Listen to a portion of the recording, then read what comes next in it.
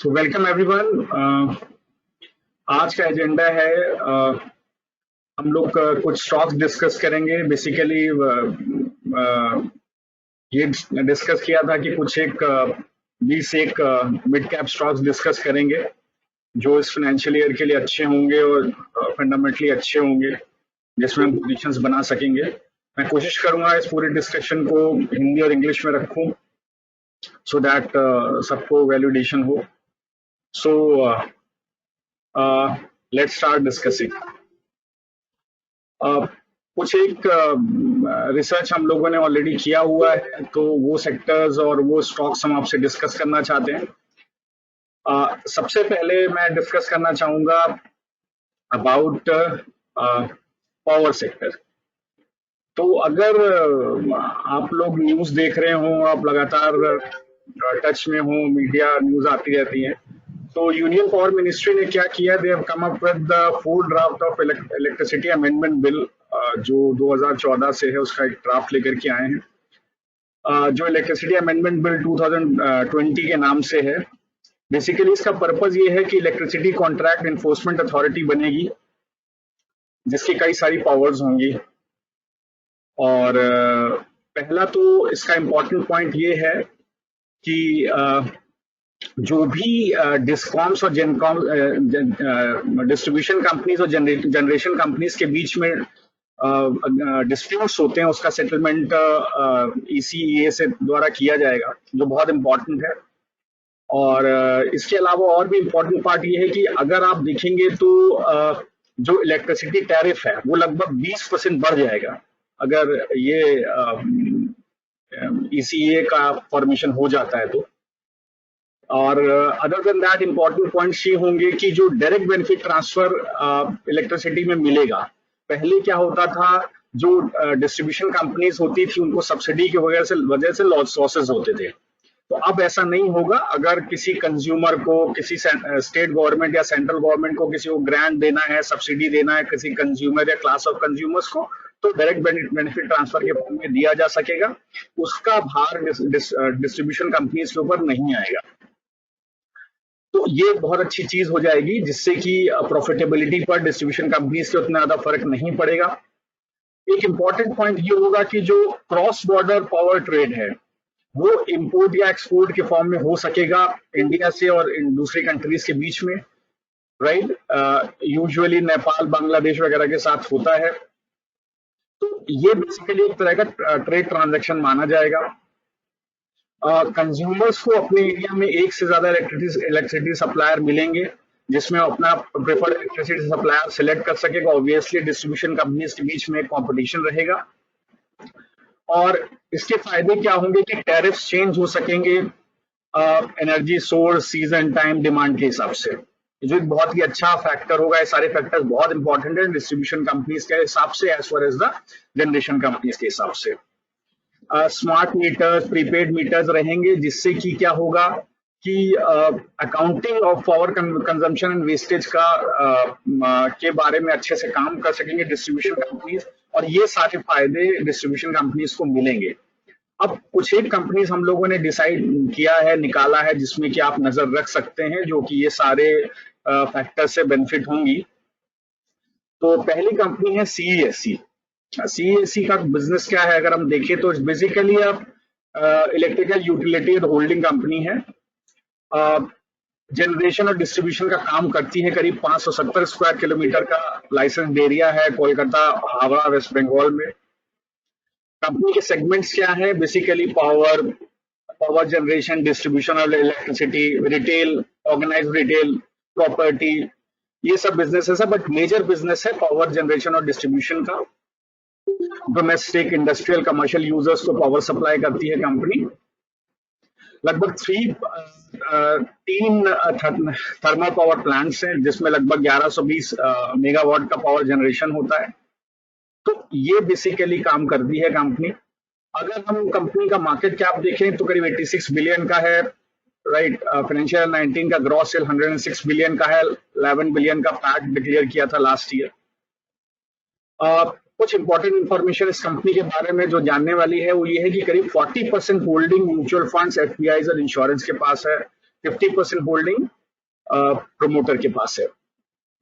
अगर आप कंपनी को देखें तो बहुत ही risk averse regulatory business model है। एक फिक्स्ड आरओई इन्वेस्टेड इक्विटी भी देती है कंपनी, करीब 9 से 10% का इंक्रीमेंटल अर्निंग आ सकती है। तो डिस्ट्रीब्यूशन फ्रेंचाइजी राजस्थान में है, मालेगांव महाराष्ट्र में है, जिसकी बैलेंस शीट बहुत स्ट्रांग है। और अगर जो हम लोगों ने डिस्कस किया, पावर अथॉरिटी बनती है और डिस्ट्रीब्यूशन फ्रेंचाइजी बनती है जो कि इसमें प्रपोज्ड है, तो इसका सीधा सीधा फायदा सीएससी को होगा। डिस्ट्रीब्यूशन फ्रेंचाइजी का प्राइवेटाइजेशन होने की वजह से बहुत अच्छी लॉन्ग टर्म पोटेंशियल है कंपनी का बढ़ने का। ओके, अच्छा रिटर्न ऑन इक्विटी है कंपनी का। और ये समझने वाली बात है, करीब 18% होल्डिंग म्यूचुअल फंड्स के पास है, 18% 19% होल्डिंग एफपीआई के पास है, तो बहुत स्ट्रांग कंपनी है।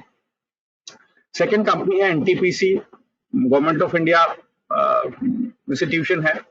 अगेन जनरेशन और सेल ऑफ इलेक्ट्रिसिटी का काम करती है। Coal based thermal power plant से कंपनी के पास। कंपनी का सेगमेंट बेसिकली इलेक्ट्रिसिटी जनरेशन का है। इंस्टॉल्ड कैपेसिटी करीब 47,000 मेगावाट्स का है, जिसमें कि 18 कोल बेस्ड जॉइंट वेंचर्स हैं, 7 गैस बेस्ड स्टेशन है, 1 हाइड्रो बेस्ड स्टेशन है। लगभग 9 जॉइंट वेंचर स्टेशन है जो कोल बेस्ड है।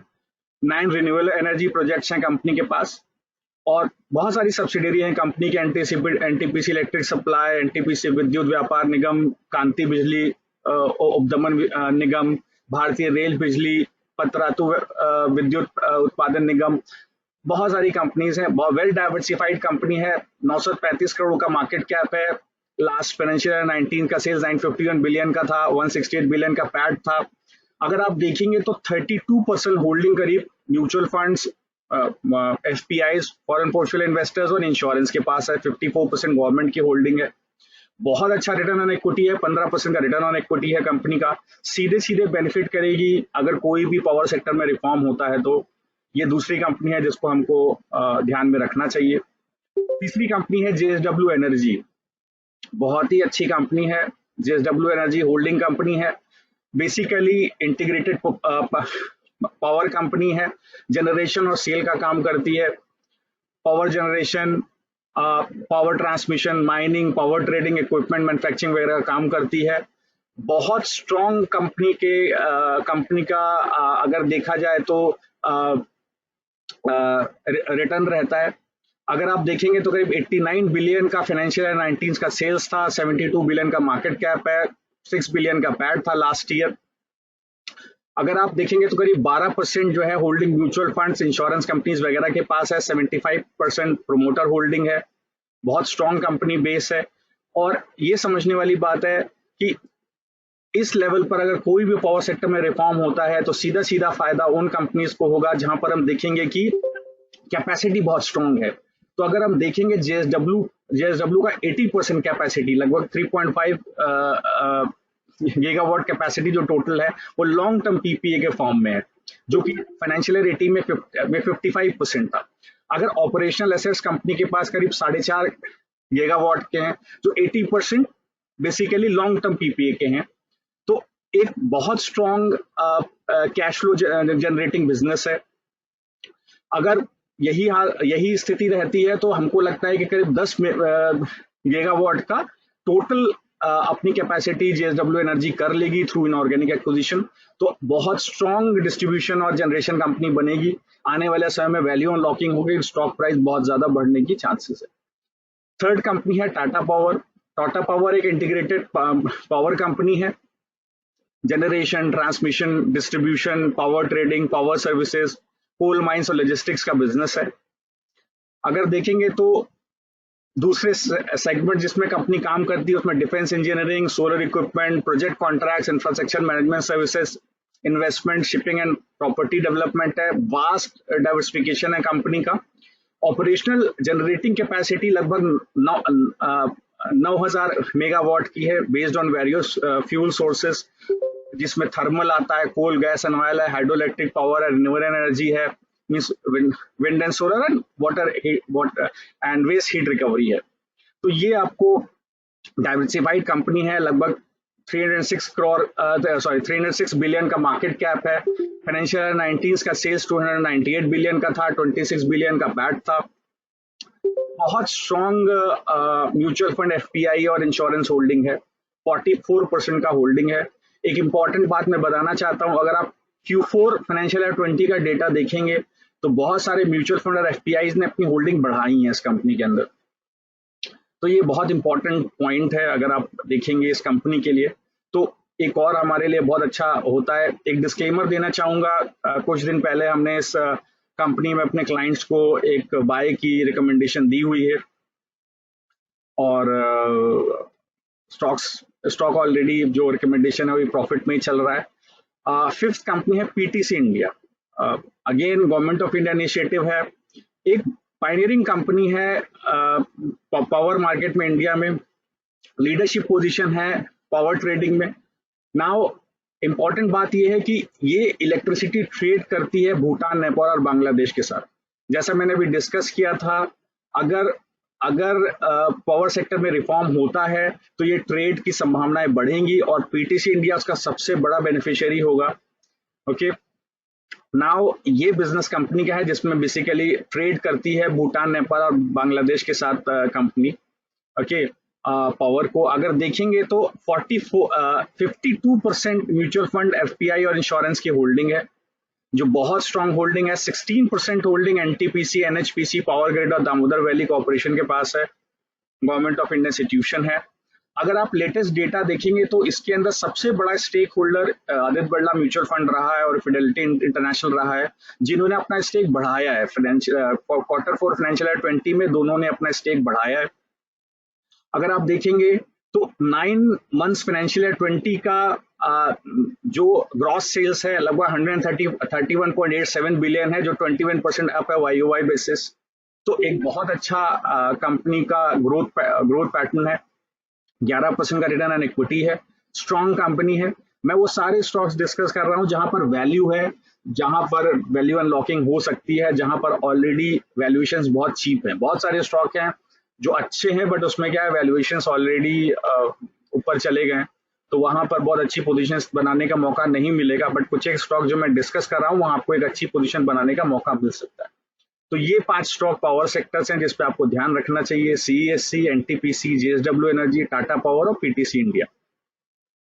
अब एक सेक्टर और मैं आपसे डिस्कस करना चाहता हूँ, आप लोगों ने बहुत सुना होगा इस सेक्टर के बारे में, लेटली सारे न्यूज चैनल सब जगह डिस्कशंस हो रहे हैं, वो है केमिकल इंडस्ट्री। कुछ एक स्टॉक्स मैं उस पर लेकर के आया हूँ, कुछ डिटेल में डिस्कशन करूंगा, शायद इतना डिटेल, थोड़ा डिटेल जो आपको पता होना चाहिए एज ए इन्वेस्टर वो सारी डिस्कशन मैं इसके अंदर करूंगा। अगर आप देखेंगे एज ए सेक्टर तो इस सेक्टर के अंदर कुछ एक बहुत अच्छी बातें हैं, वो ये हैं कि अगर इंडिया का जीडीपी बढ़ता है, अगर आप देखेंगे कि रिटेल में, infrastructure, auto, electronics, health care वगैरह में कंपनीज ग्रो करती हैं तो सीधा सीधा उसका असर केमिकल सेक्टर के ऊपर पड़ेगा। इसमें एक अच्छा ग्रोथ आएगा केमिकल सेक्टर में। अगर आप देखेंगे तो बहुत अच्छा इकोसिस्टम है केमिकल कंपनी के ग्रो करने के लिए। कॉम्पिटिटिव लेबर कॉस्ट है, अगर आप देखेंगे तो एक प्लांट बनाने का जो कॉस्ट है, जो बेसिकली पीपीई बनाने का कॉस्ट है, वो इंडिया में सस्ता पड़ता है as compared to developed world. Recent corporate tax changes हो गए हैं जिसकी वजह से और सपोर्टिव इकोसिस्टम हो गया कंपनीज के लिए। अगर आप देखेंगे तो ईज ऑफ डूइंग बिजनेस भी और अच्छा हो गया। इंडिया का रैंक अब 63 जो 2019 में था वो 14 प्लेसेस इंप्रूव हो गया है। ओके, अगर आप देखेंगे तो टोटल अगर आप ट्रेड फ्लो देखें इंडिया का तो आप देखेंगे कि जो केमिकल एक्सपोर्ट है वो 3rd रैंकिंग में आता है ट्रेड फ्लो में, और इंपोर्ट में 4th रैंक पे आता है। ईच 9% लगभग कंट्रीब्यूट करता है इंपोर्ट और एक्सपोर्ट को, कंट्री का केमिकल इंडस्ट्री कंट्रीब्यूट करती है। अगर हम 2016 का कंडीशन देखें तो चाइना में जैसे ही 13 5-year प्लान आया तो उन्होंने इमीडिएटली एक्शंस लिए जिससे उनका एनवायरनमेंट और ज़्यादा खराब ना हो, उसमें रिवर्सल हो। तो उन्होंने क्या किया कि स्ट्रिक्टेड नॉर्म्स बनाए केमिकल वैल्यू चेन के लिए, जिसकी वजह से क्या हुआ कि बहुत सारे नॉन कंप्लायंट कंपनीज को बंद कर दिया गया। 2017-18 के बीच में लगभग 40% ऑफ चाइनीज प्रोडक्शन कैपेसिटी कम हो गया, ओके, जिसकी वजह से 50% ग्लोबल प्राइसेस ऊपर को चले गए और इसका सीधा सीधा फायदा इंडियन केमिकल इंडस्ट्रीज को मिला। तो अब बहुत अभी आप देखेंगे वैल्यूएशन कंपनीज का, जो 8 कंपनियां मैं डिस्कस करूंगा, बहुत ज्यादा है, बट इवन देन उसमें वैल्यू है, डिस्कस करेंगे ऐसा क्यों है। अगर आप देखेंगे तो चाइना ने क्या किया, बैंक लोन्स महंगे हो गए हैं वहां पर, एलिजिबिलिटी क्राइटेरिया बढ़ गया है, जिससे वे केमिकल कंपनीज को पैसा, बेसिकली कैपिटल रेज करना थोड़ा मुश्किल हो गया है।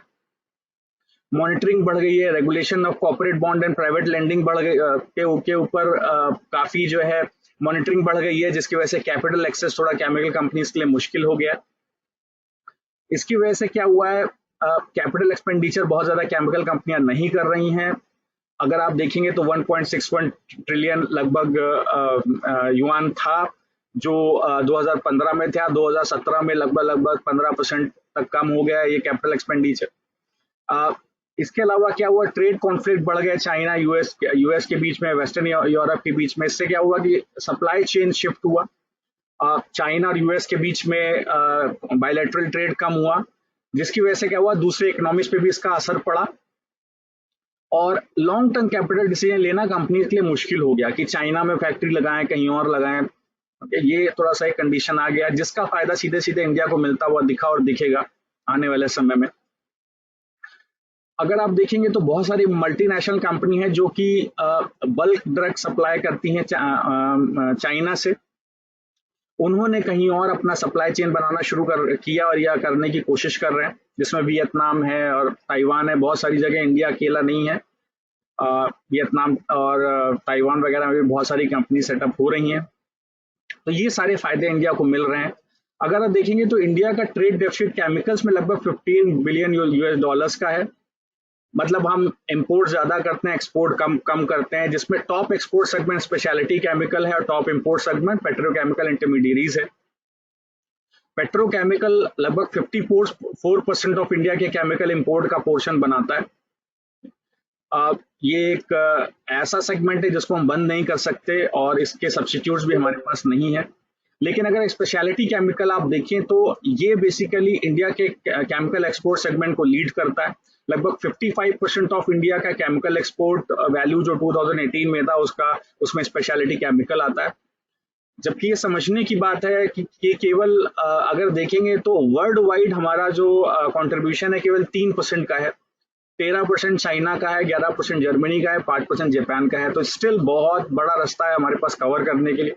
अगर हम स्पेशलिटी केमिकल के सेक्टर को ग्रो करें तो बहुत एक मैनीफोल्ड ग्रोथ देखने को मिल सकता है।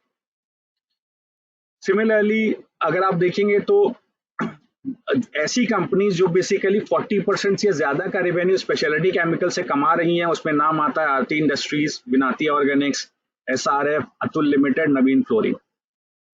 ये कुछ एक कंपनीज हैं जो बेसिकली स्पेशलिटी केमिकल बहुत अच्छे से बिजनेस कर रही हैं। 40% से ज्यादा इनका business revenue portion speciality chemical से आता है।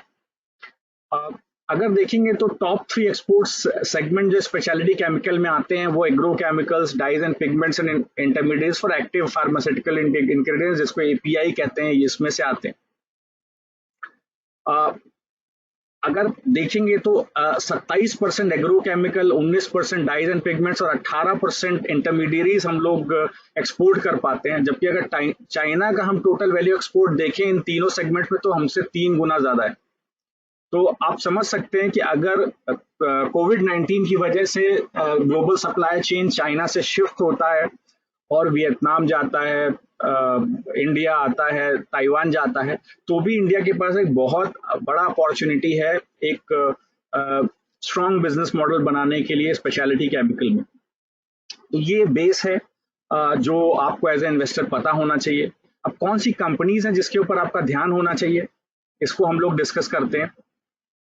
तो सबसे पहली कंपनीज के अंदर आती है Aarti industry, basically speciality chemicals and pharmaceuticals का बिजनेस करती है company. Home and personal care product में बेसिकली एंगेजमेंट है। 3 सेगमेंट हैं कंपनी के, speciality chemicals, pharmaceuticals and home and personal care chemicals, जिसमें speciality chemical segment polymers additives को बनाता है, एग्रोकेमिकल्स एंड इंटरमीडिएट्स बनाता है, dyes, pigment, paint and printing inks, pharma intermediates and fuel additives, rubber chemicals and resins markets में ये काम करता है। अगर कंपनी को देखेंगे तो इसका इंडिया में बिजनेस 58% है, रिमेनिंग 42% एक्सपोर्ट करती है, 17% फार्मास्यूटिकल्स के लिए प्रोडक्ट बनाती है, स्पेशलिटी केमिकल 83% बनाती है। अगर एग्रो केमिकल देखेंगे तो 25 से 30% इसका टोटल बिजनेस एग्रो केमिकल्स में आता है।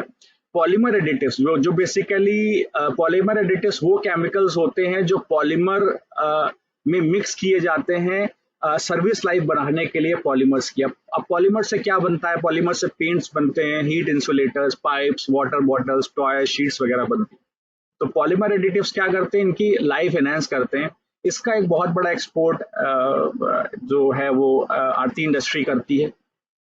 अगर आप देखेंगे तो इस 15 से 20% का टोटल इसका एक्सपोर्ट पॉलीमर एडिटिव्स का आता है। फार्मास्यूटिकल 25 से 30% आता है, डाइज एंड पिगमेंट्स 15 से 20% आता है। तो अगर देखेंगे तो फार्मास्यूटिकल का इसका डिमांड साइड कोई इम्पैक्ट नहीं है, बहुत अच्छी डिमांड है। केवल डाई, पिगमेंट, प्रिंटिंग का जो 15 से 20% डिमांड है वहां अभी स्लो डाउन है क्योंकि ग्लोबल डिमांड नहीं है। लेकिन अगर पॉलीमर एडिटिव का डिमांड देखेंगे तो बहुत जल्दी ये डिमांड पिकअप करेगा। तो एक बहुत अच्छा प्ले है। वैल्यूएशंस बहुत हाई है कंपनी के। अगर आज देखेंगे तो रिटर्न ऑन इक्विटी कंपनी का बहुत हाई है, करीब 23% का रिटर्न ऑन इक्विटी है और वैल्यूएशंस बहुत हाई है। अगर प्राइस टू बुक कंपनी का देखेंगे तो आज की डेट में प्राइस टू बुक करीब 14 का है, बहुत महंगा शेयर है। प्राइस टू कैश फ्लो 18 का है। तो किसी भी पैरामीटर पे आप देखें तो कंपनी का बहुत महंगा वैल्यूएशंस है। बट करंट निफ्टी लेवल पे हम लोग सलाह नहीं देंगे। अब कभी कोई करेक्शन आता है, जो भी स्टॉक्स अब केमिकल के डिस्कस करेंगे, जब कभी कोई करेक्शन आएगा आप अपनी पोजीशन अपने फाइनेंशियल एडवाइजर से लेकर के बना सकते हैं। मैं कहना चाहूंगा कि जितने भी शेयर्स हम लोग डिस्कस कर रहे हैं, हम इन्वेस्टमेंट एडवाइस नहीं दे रहे हैं, हम स्टॉक्स डिस्कस कर रहे हैं। आप प्लीज इन्वेस्टमेंट एडवाइस अपने फाइनेंशियल एडवाइजर के थ्रू ही लें। बिनाती ऑर्गेनिक्स अगर हम देखेंगे तो इंडिया में इसका 58% बिजनेस है, इंडिया के बाहर 42% बिजनेस है। अगर सेक्टोरल डिस्ट्रीब्यूशन देखेंगे तो फार्मास्यूटिकल्स में 17% का डिमांड आता है इसके लिए। Speciality chemical 83% of the business speciality chemicals का है बिनाती ऑर्गेनिक्स का। तो ये आपको देखने को मिलेगा। अगर आप देखेंगे तो आउटसाइड इंडिया 73% बिजनेस है, इंडिया के अंडर 27% का बिजनेस है। 3 बेसिकली केमिकल्स कंपनी बनाती है, isobutyl benzene, acrylamido tertiary butyl sulphonic acid and isobutyl. अभी आईबीबी जो आइसोब्यूटाइल बेंजीन है 17%, ATBS is 54% and isobutyl is 9%। Now IBB होता क्या है? आईबीबी बेसिकली एक कोर इंटरमीडिएरी होता है बुप्रोफेन बनाने के लिए। बेसिकली बुप्रोफेन एक मेडिसिन होती है जो पेन, स्वेलिंग और फीवर वगैरह में यूज होती है, फार्मास्यूटिकल कंपनीज बनाती हैं, तो उसको ये सप्लाई विनाती ऑर्गेनिक्स से ही होता है। और परफ्यूम के अंदर भी ये यूज होता है। एटीबीएस जो बेसिकली जिसको acrylamido tertiary butyl sulphonic acid कहते हैं, उसके कई सारे यूज होते हैं। ऑयल फील्ड माइंस में यूज होता है 25%, water treatment 40% and paint and paper coatings के लिए इमल्शन भी बनाया जाता है। तो ये दूसरा प्रोडक्ट है आप विनाती ऑर्गेनिक्स का। थर्ड आप देखेंगे तो आईबी होता है जिसको आइसोब्यूटाइल कहते हैं। Basically antioxidant, fragrances and perfumes में यूज होता है, इंसेक्टिसाइड्स, पेस्टिसाइड्स में यूज होता है। ब्यूटाइलेटेड फिनॉल्स एग्री और फार्मा में यूज होते हैं। तो अगर आप देखेंगे ओवरऑल इसके प्रोडक्ट्स तो डिमांड इंटैक्ट है, कंपनी का डिमांड बना हुआ है, स्टॉक महंगा है। अगर हम आज देखेंगे तो रिटर्न ऑन इक्विटी स्टॉक का बहुत अच्छा है, 30% का रिटर्न ऑन इक्विटी है, बट 9.58 के प्राइस टू बुक वैल्यू पे ट्रेड कर रहा है। अगर हम प्राइस टू कैश फ्लो देखें तो 30 का है जो बहुत महंगा है। अगर हम लोग EV बाई EBITDA देखें इस कंपनी का तो 23 का है। कंपनी का बहुत महंगा वैल्यूएशन है। तो अगर कहीं कोई करेक्शन आता है, बिजनेस मॉडल बहुत स्ट्रांग है, अगर कोई करेक्शन आता है आप पोजीशन बनाने की सोच सकते हैं। थर्ड कंपनी जो हम लोग डिस्कस करना चाहते हैं वो है SRF। SRF एक डिस्क्लेमर देना चाहेंगे, हमने SRF का कॉल दिया था 2600 के ऊपर। लास्ट मंथ, जिसमें 3700 पे हमने प्रॉफिट बुक करने की सलाह दी है, करीब 40% का प्रॉफिट बनाया है। अगर इस कंपनी के बिजनेस मॉडल को देखेंगे तो 55% ऑफ बिजनेस इंडिया में है, रेस्ट 45% एक्सपोर्ट करती है कंपनी। अगर सेगमेंट वाइज रेवेन्यू देखेंगे तो रेफ्रिजरेंट्स में 13% का इसका सप्लाई है, स्पेशलिटी केमिकल्स में 21% का सप्लाई है, टेक्निकल टेक्सटाइल 19% है, पैकेजिंग फिल्म्स 37% है। अगर हम रेफ्रिजरेंट का सेगमेंट देखेंगे तो एयर कंडीशनर्स और रेफ्रिजरेटर्स इसके एंड कस्टमर्स होते हैं, chillers, automobiles, basically impacted segment है, यहाँ से डिमांड नहीं है इस कंपनी के लिए। डिमांड कहाँ से है? स्पेशलिटी केमिकल से डिमांड है, और इसके लिए जो डिमांड है पैकेजिंग फिल्म से बहुत अच्छी डिमांड है। जहां अगर आप देखेंगे टेक्निकल टेक्सटाइल जो बेसिकली 19% सप्लाई है, जो ऑटो इंडस्ट्रियल एप्लीकेशंस में आता है, उसमें डिमांड नहीं है। पैकेजिंग फिल्म्स जो एफएमसीजी और पैकेज गुड्स जहाँ पे यूज होते हैं, हम देखेंगे कि जैसे कोविड-19 बढ़ रहा है तो पैकेजिंग की डिमांड बढ़ेगी। ये 37% ऑफ द बिजनेस एसआरएफ का वहीं से आता है, और यही स्टॉक में प्ले कर रहा है, जिसकी वजह से स्टॉक में हमने बहुत अच्छी बढ़त देखी है। जब कभी रेफ्रिजरेंट्स की वापसी होगी, जब कभी ऑटो सेक्टर में रिवाइवल होगा, स्पेशलिटी केमिकल में विचर वे डिमांड है, ओके, जब कभी आपको इंडस्ट्रियल एप्लीकेशंस में डिमांड बढ़ेगा तो कंपनी के नए लेवल्स आपको देखने को मिलेंगे। अगर वैल्यूएशन के स्तर पे देखें तो अगेन महंगी कंपनी है, रिटर्न ऑन इक्विटी बहुत अच्छा है, 15% का रिटर्न ऑन इक्विटी है, बट प्राइस टू बुक 5 का है, जो कंपेरेटिवली चीपर है। अगर प्राइस टू कैश फ्लो देखेंगे तो 16 का है। अगर हम ईवी बाई बीटा देखें तो 16 का है। 52% की प्रमोटर होल्डिंग है, 29% का म्यूचुअल फंड होल्डिंग है। ये मैं कहना चाहूंगा, एसआरएफ में 29% है, विनाती में भी 22% म्यूचुअल फंड, एफपीआई और इंश्योरेंस होल्डिंग है, और आरती में भी 23% mutual fund, FPI, insurance holding है। तो ये सारी कंपनियां जो मैं डिस्कस कर रहा हूँ, आप समझिए ये सारी कंपनियां इसलिए अच्छी हैं, जब कभी निफ्टी में एक डाउनफॉल आएगा आप पोजीशन बनाने की कोशिश कर पाएंगे। अपने फाइनेंशियल एडवाइजर से एडवाइस लीजिएगा। कंपनियों में म्यूचुअल फंड, एफपीआई की स्ट्रांग होल्डिंग है, इसका मतलब है कंपनियां बहुत स्ट्रांग फुटहोल्ड पर हैं। और मैं ये भी डिस्कस कर रहा हूँ कि इनके प्रोडक्ट्स क्या हैं और कहाँ पर डिमांड कंस्ट्रेंट है, कहाँ पर डिमांड अच्छी है।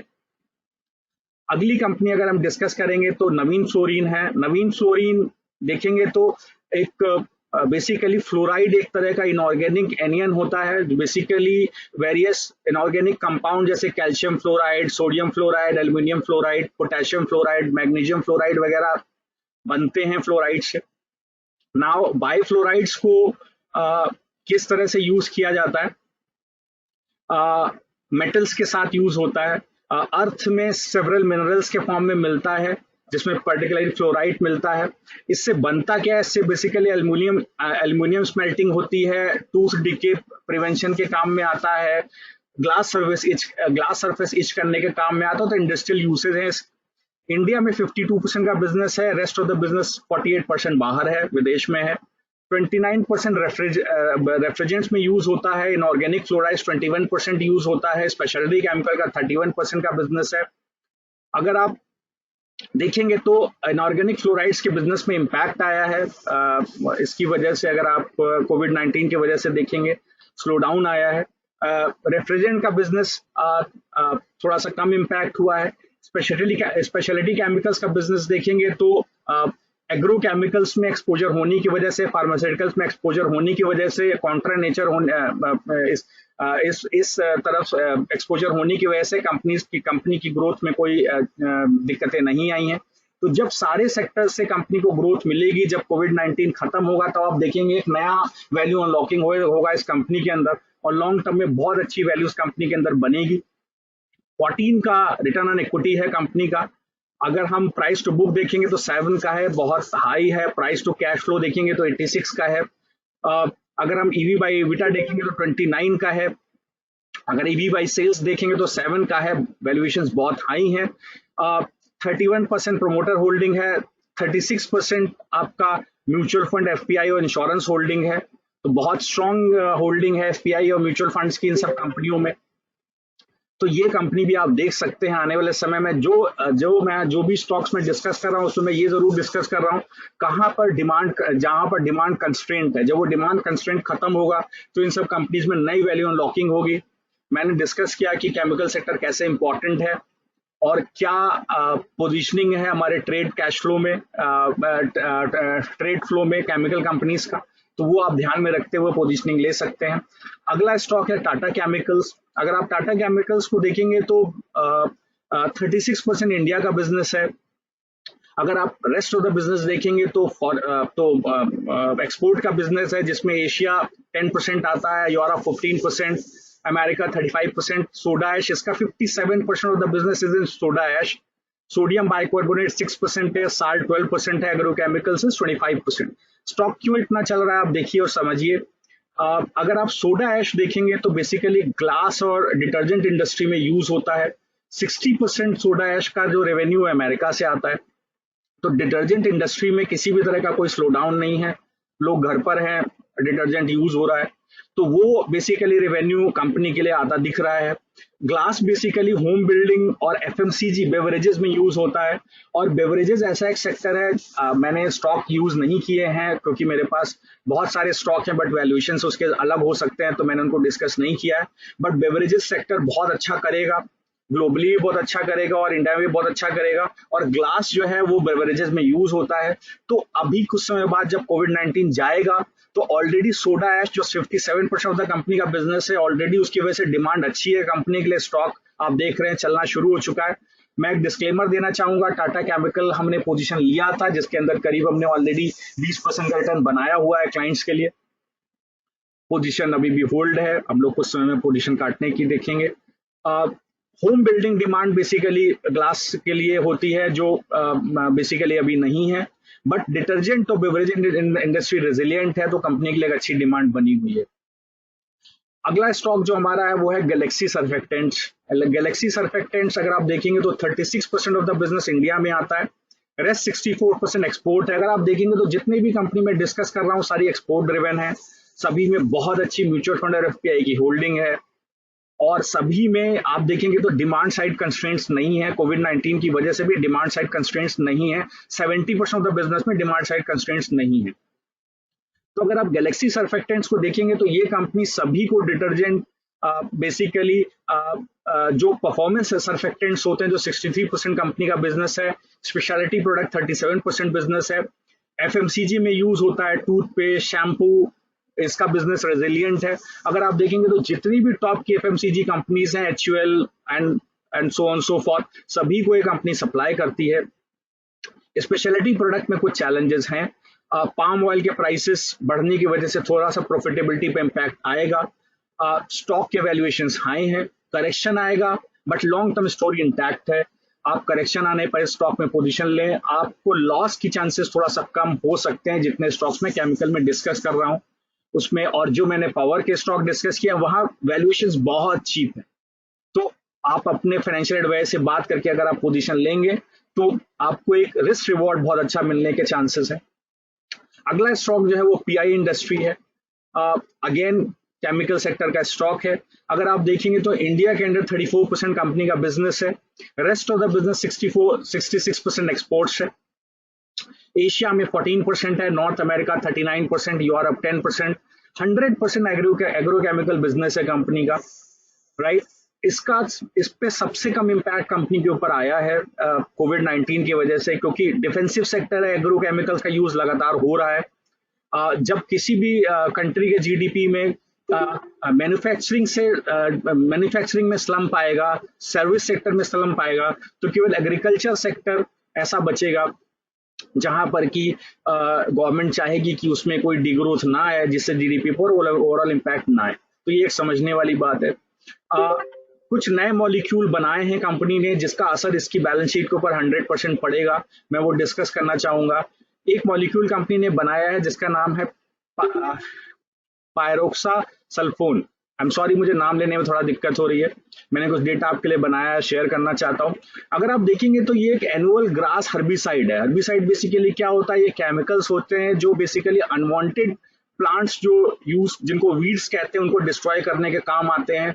एग्रीकल्चरल जो लैंड होती है उसके अंदर अनवांटेड वीड्स को हटाने के काम में आता है।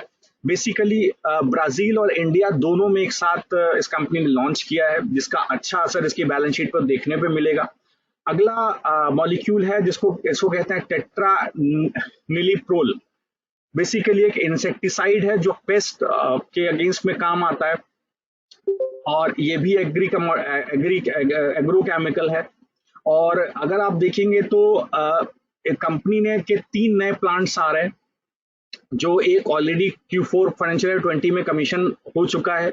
एक और प्लांट इसका अगर आप देखेंगे तो Q1 और Q2 फाइनेंशियल ईयर 21 में आता हुआ दिखेगा। तो कैपेसिटी बिल्डअप बहुत अच्छा कंपनी ने किया है, ग्लोबली भी कैपेसिटी बिल्डअप किया है। तो एक long term growth story stock के लिए इंटैक्ट है। अगर कोई भी मार्केट में डाउनसाइड मूव आता है तो आप इस कंपनी के अंदर एक पोजीशनिंग बना सकते हैं। आपको लॉन्ग टर्म स्टोरी बहुत अच्छी मिलेगी इस कंपनी के अंदर। आपने देखा एग्रो केमिकल्स के बिजनेस में कोविड-19 की वजह से कोई डाउनफॉल नहीं आएगा, और आप एक अच्छे कैगर से इसके पैट को ग्रो करता हुआ देखेंगे। तो ये 8 कंपनीज हैं जो मैं केमिकल सेक्टर में डिस्कस करना चाहता था, जिसमें Aarti industry, Vinati organics, SRF, Navin fluorine, Tata chemicals, galaxy surfactants और PI इंडस्ट्री आता है। अगला स्टॉक है अतुल लिमिटेड। बहुत अच्छा टॉप लाइन है कंपनी का। अगर कंपनी को देखेंगे तो 22% का रिटर्न ऑन इक्विटी है, अगेन स्पेशलिटी केमिकल्स में है। अगर आप देखेंगे तो 30% म्यूचुअल फंड, FPI और इंश्योरेंस की होल्डिंग है, 45% प्रोमोटर होल्डिंग है। EV बाई बीटा 16 का है। हाँ, PB बहुत अभी भी प्राइस टू बुक वैल्यू 4 का है, तो कंपनी कंपेरेटिवली अगर देखा जाए तो PS में सस्ती है। एक अच्छी वैल्यूएशन पे कंपनी खड़ी हुई है, आप इसको भी देख सकते हैं। तो ये 8 स्टॉक है जो केमिकल से हैं। 5 स्टॉक मैंने आपको पावर सेक्टर से डिस्कस किए, 13 स्टॉक्स आपसे मैं डिस्कस कर चुका हूँ। कुछ और 4 स्टॉक्स मैं आपसे डिस्कस करना चाहूंगा इसके अलावा। पहला स्टॉक है रेडिंगटन। रेडिंगटन को अगर हम देखेंगे तो बेसिकली करती क्या है कंपनी। बेसिकली कंपनी का काम है कि ये इंफॉर्मेशन टेक्नोलॉजी के प्रोडक्ट के डिस्ट्रीब्यूशन बिजनेस में है। Supply chain solution, after sale servicing, information technology products की कंपनी की करती है। इसकी subsidiaries India, middle east, Turkey, Africa, south Africa में काम करती हैं। अगर आप कंपनी को देखेंगे तो जब कोविड-19 होगा तो इसका टेलविंड लगभग 6 से 8 महीना रहेगा। तो कंपनीज अपने एम्प्लॉयज को घर से ही काम करने के लिए बोलेंगी, जिसका सीधा सीधा फायदा आपको रेडिंगटन को होता हुआ दिखेगा। बेसिकली लैपटॉप्स का डिमांड, सर्वर का डिमांड, वाईफाई राउटर्स का डिमांड, ये लॉकडाउन के दौरान भी मैनेजमेंट कॉन कॉल में रेडिंगटन ने कंफर्म किया है, ऑलरेडी उनके लिए है। और जब लॉकडाउन बढ़ेगा या नहीं बढ़ेगा तब भी उसके बाद कंपनियां जब वर्क फ्रॉम होम रखेंगी, क्योंकि बहुत सारी स्ट्रिक्ट गाइडलाइन होगी कंपनीज को ऑपरेट करने के लिए, तो बहुत सारी कंपनियां वर्क फ्रॉम होम रखेंगी, तो ये सारी चीजों का डिमांड इस कंपनी के लिए बढ़ेगा। तो ये इसकी बैलेंस शीट में दिखाई देगा। अगर आप कंपनी की पोजीशनिंग देखें तो बहुत स्ट्रॉन्ग 58% होल्डिंग कंपनी की mutual fund, FPI, insurance company के पास है। 30% होल्डिंग प्रोमोटर्स के पास है, तो बहुत स्ट्रॉन्ग कंपनी है।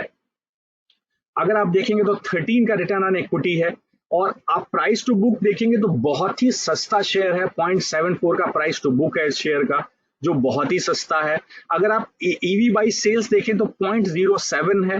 अगर EV बाई EBITDA देखें तो 3.41 है। बहुत सस्ता शेयर है, एक बहुत अच्छी वैल्यू लॉकिंग शेयर के अंदर हो सकती है, तो ये शेयर को भी आप अपने नजर में रख सकते हैं। अगला शेयर है हैथवे केबल। अगर आप हैथवे केबल को देखें, सभी लोग जानते हैं इंटरनेट सर्विस और लाइट सर्विस का बिजनेस है, मल्टी सर्विस ऑपरेटर है, जो कि केबल टीवी नेटवर्क चलाता है। बहुत सारे इसके बिजनेसेस हैं, जिसमें music channel, Hathway CCC, Hathway shoppe, HTube, Hathway live, Hathway movies, Hathway entertainment वगैरह हैं। HD पर्सनल वीडियो रिकॉर्डर वगैरह कंपनी प्रोवाइड करती है। सबसे इंपॉर्टेंट बात इस कंपनी की जो मैं आपसे शेयर करना चाहता हूँ, रिलायंस इंडस्ट्रीज की होल्डिंग 59.3% है इस कंपनी के अंदर। ADG ग्रुप की होल्डिंग 12.6% है। जो भी घर पर हम लोग बैठ रहे हैं, और जैसे ही ये लॉकडाउन होगा, बढ़ेगा, तो इंटरनेट प्रोवाइडर्स की डिमांड बढ़ेगी। हैथवे बहुत वेल पॉइज्ड है इस ग्रोथ को कवर करने के लिए, और वो इसकी बैलेंस शीट में आपको दिखेगा भी। अगर आप रिटर्न ऑन इक्विटी देखेंगे, बहुत ही खराब रहा है कंपनी का, बहुत अच्छा नहीं रहा है। अगर आप प्राइस टू बुक देखेंगे कंपनी का, तो बहुत ही सस्ता शेयर है, करीब 0.9 के प्राइस टू बुक पे आपको आज की डेट में अवेलेबल है। करीब 33 बिलियन का अगर हम देखेंगे तो मार्केट कैप है, और 17 बिलियन का फाइनेंशियल ईयर 19 का सेल्स था। कंपनी वेल पॉइज्ड है। जैसे ही कोविड-19 के साथ क्या होगा कि इंटरनेट ऑलरेडी सब लोग घर के अंदर यूज कर रहे हैं, इंटरनेट कनेक्टिविटी बढ़ रही है, लोग बहुत सारे चैनल्स देखना चाहते हैं, नेटफ्लिक्स, जी, बहुत सारे मूवीज देखना चाहते हैं, घर पर है, समय है, वो सीधा सीधा फायदा हैथवे को दिखेगा। स्ट्रॉन्ग प्रोमोटर होल्डिंग है, रिलायंस इंडस्ट्री 60% होल्ड करता है, वैल्यू अनलॉकिंग होते हुए आपको दिखेगी इस शेयर के अंदर भी।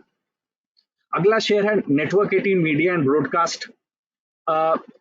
अगर आप कंपनी के बारे में सभी लोग को पता है, जो भी शेयर मार्केट से रिलेटेड आप लोग शेयर मार्केट की ट्रैकिंग करते हैं तो आप देखते होंगे जितने भी मनी कंट्रोल, न्यूज 18, प्रदेश 18, इन.com, बुक माई शो, होम शॉप 18, burp.com, ये राइट, फोर्ब्स इंडिया, ये सारे बिजनेस नेटवर्क 18 मीडिया ब्रॉडकास्ट करता है के बहुत सारे वैलिड इसके इंटरेस्ट हैं, television, internet, film entertainment, e commerce, magazines, mobile content, allied businesses, बहुत सारे बिजनेसेस में है। इम्पॉर्टेंट पार्ट ये है कि आरबी मीडिया सॉफ्ट एक कंपनी है जो बेसिकली रिलायंस इंडस्ट्रीज प्रमोटेड है। 84% का स्टेक इस कंपनी के अंदर है। आरबी मीडिया सॉफ्ट का, मींस रिलायंस इंडस्ट्रीज का 84% का स्टेक है। कंपनीज ने अपने रिजल्ट्स डिक्लेयर किए हैं। अगर कंपनी के रिजल्ट्स आप देखेंगे तो फाइनेंशियल ईयर 20 में 5,357 करोड़ का सेल्स डिक्लेयर किया है कंपनी ने, जो YoY 4.7% ग्रोथ है। और लास्ट ईयर फाइनेंशियल ईयर 19 में कंपनी ने 178% का सेल्स ग्रोथ डिक्लेयर किया था। तो कंपनी बहुत अच्छे अप ट्रेंड में है। अगर आप देखेंगे तो चैनल चेक से पता चलता है कि कहीं ना कहीं media, network 18 media and broadcast के चैनल्स पर एडवर्टीजमेंट बढ़ा है, कवरेज बढ़ा है कोविड-19 के दौरान, और उसके बाद भी हम देखेंगे कि जो व्यूअरशिप है उनके जितने भी मीडिया प्लेटफॉर्म्स है उनकी बढ़ेगी, तो वो सीधे सीधे बैलेंस शीट में दिखाई देगा।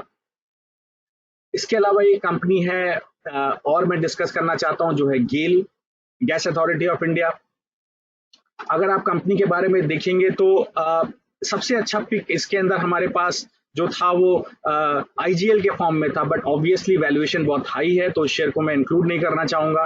गेल के ऊपर बस मैं ये कहना चाहूंगा, सबको सब ये बात आज की डेट में समझ रहे होंगे कि स्पॉट कार्गो सप्लाई जो नेचुरल गैस की वो पार्टली इंक्रीज हुई है because of big drop in demand from countries like India, in Asia, Italy, Spain, south Europe की वजह से, जिसमें लॉकडाउन हो गया, स्ट्रिक्ट ट्रैवल कर्व्स हैं।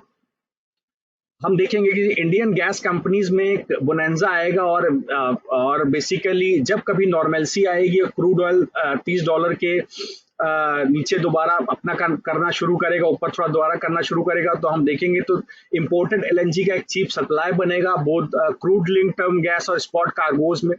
बेसिकली इससे क्या होगा कि सिग्निफिकेंट फ्यूल स्विचिंग होगी ऑटो फ्यूल एंड इंडस्ट्रीज में, जिसमें से wholesale segment including gas based fertiliser and power plants में भी बेसिकली सिग्निफिकेंट फ्यूल स्विचिंग आपको देखने के मिलेगी। गेल का जो LPG बिजनेस है लो price domestic gas APM gas पर बेस्ड है। जब कभी ऑयल प्राइसेस एंड रिफाइनिंग में रिवाइवल आएगा तो LPG प्राइसेस को बूस्ट मिलेगा, जिससे इसके मार्जिन में बहुत बढ़ोतरी होने की संभावना है। केवल IGL है जो एक अच्छे वैल्यूएशन पर है, बहुत अच्छा रिटर्न ऑन इक्विटी है, 14 का रिटर्न ऑन इक्विटी है कंपनी का, आज भी 0.97 के प्राइस टू बुक वैल्यू पे ट्रेड कर रहा है। अगर आप म्यूचुअल फंड की होल्डिंग और म्यूचुअल फंड FPI इंश्योरेंस की होल्डिंग देखेंगे तो करीब 34% की होल्डिंग म्यूचुअल फंड्स की और FPI और इंश्योरेंस कंपनीज की है। एक बहुत इंपॉर्टेंट फैक्टर मैं बताना चाहता हूँ कि ICICI म्यूचुअल फंड, SBI, जिसमें कि ICICI का एक फंड है ICICI वैल्यू डिस्कवरी, जिसने बहुत अच्छी बाइंग की है इस कंपनी के अंदर फाइनेंशियल ईयर 20 के फोर्थ क्वार्टर में। Other than that SBI magnum multi cap ने भी बहुत अच्छी बाइंग की है, SDFC AMC ने भी बहुत अच्छी बाइंग की है इस कंपनी के अंदर fourth quarter of financial year 20 में। तो अच्छी म्यूचुअल फंड बाइंग इस कंपनी के अंदर हुई है, तो हमें इस कंपनी के अंदर भी एक अच्छी ग्रोथ देखने को मिल सकती है। तो ये कुछ एक स्टॉक मैंने आपसे डिस्कस किए आज, रीजंस भी मैंने आपसे डिस्कस किए। जितने भी स्टॉक्स मैंने डिस्कस किए इन्वेस्टमेंट एडवाइस नहीं है, इसको प्लीज इन्वेस्टमेंट एडवाइस की तरह मत लीजिएगा, प्लीज अपने फाइनेंशियल एडवाइजर से कंसल्ट कीजिए। और प्लीज निफ्टी के सही लेवल पे इन्वेस्टमेंट कीजिएगा, निफ्टी के गलत लेवल पे इन्वेस्टमेंट करने पर आपको नुकसान हो सकता है। हमने अपने क्लाइंट से शेयर किया है कि हमने 7740 पे 23 मार्च को जब निफ्टी का लेवल था उसके बाद के निफ्टी के लेवल्स पे बाइंग की है और 28% करीब निफ्टी का प्रॉफिट लिया है और करीब स्टॉक्स में भी प्रोपोर्शनेट उससे ज्यादा प्रॉफिट्स लिए हैं और अब हम अपने क्लाइंट्स को प्रॉफिट बांधने की सलाह दे रहे हैं, प्रॉफिट लेकर के निकलने की सलाह दे रहे हैं। वेल्थ मैक्सिमाइजर 365 में केवल वेल्थ मैक्सिमाइजर 90 डेज में हम पोजिशनल ट्रेड्स ले रहे हैं 12 से 15% प्रॉफिट के लिए। हमें लगता है शायद एक थोड़ा करेक्शन निफ्टी में यहाँ से देखने को मिले, अगर नहीं भी मिलता है तो शायद वो वैल्यू हम लेना नहीं चाहेंगे अपने क्लाइंट्स के लिए, सफिशिएंट रिटर्न हम क्लाइंट्स के लिए ऑलरेडी बना चुके हैं। तो प्लीज ये सारे स्टॉक्स आप अपनी नजर में रख सकते हैं, अपने फाइनेंशियल एडवाइजर से कंसल्ट कीजिए और आप हमारे सोशल मीडिया हैंडल्स को फॉलो कर सकते हैं रेगुलरली और हमारी एडवाइस आप रेगुलरली ले सकते हैं। Thank you, thanks for following us, for thanks for being a part of this webinar.